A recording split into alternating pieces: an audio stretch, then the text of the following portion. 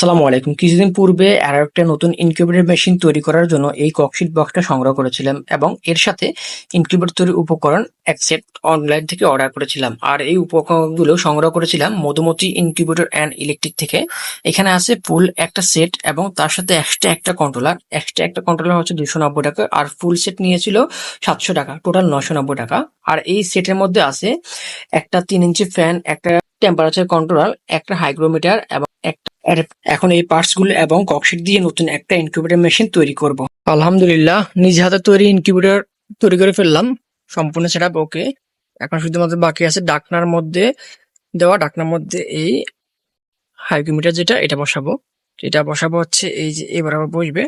হাইগ্রোমিটারটা যেখানে বসাবো সেখানে প্রথমে দাগ দিয়ে পয়েন্ট রেডি করে নিলাম। তারপর পয়েন্ট রেডি করে নেওয়ার পরে ছুরি দিয়ে হালকা হালকা ভাবে সাবধানে সতর্কতার সাথে ছিদ্র করে নিলাম। ছিদ্র করে নেওয়ার পর সেখানে হাইগ্রোমিটারটা সুন্দরভাবে সেট আপ করে দিলাম। আলহামদুলিল্লাহ, আমাদের ইনকিউবেটর মেশিনটা সম্পূর্ণ পুরোপুরি রেডি।